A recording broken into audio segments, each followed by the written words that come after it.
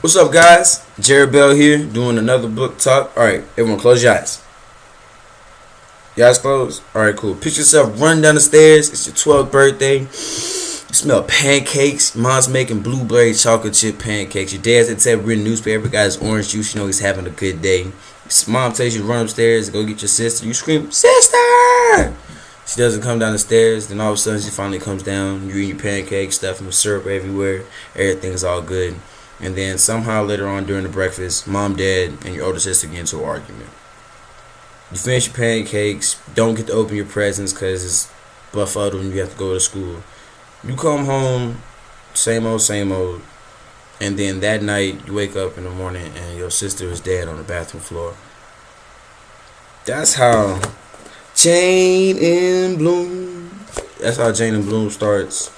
And it's pretty much talking about how Jane, that's the main character, has to deal with the loss of her older sister Lizzie, who she loves and adores and always looked up to, and also how her mom and dad, pretty much the family, have to come together and deal with the loss of a family member that they all love.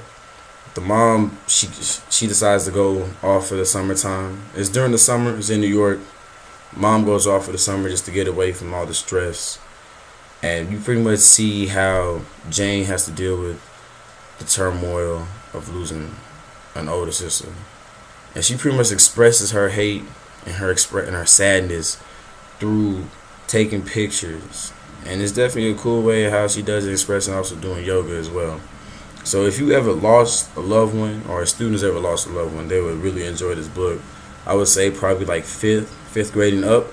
Just because she's 12, and you can definitely do this in middle school too, because it talks about eating disorders, and I know a lot of students worry about their weight in our society here in America.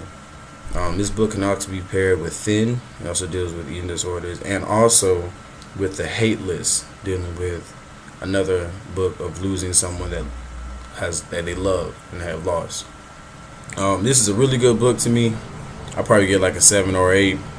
Just because it just deals with a lot of things about family dynamics, losing a loved one, and fighting yourself, and blossoming and becoming stronger from the ashes of losing something.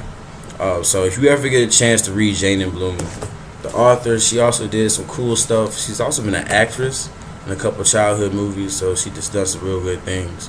But definitely get a chance to read this book. And that's it. Book Talk 2. Jared Bell out.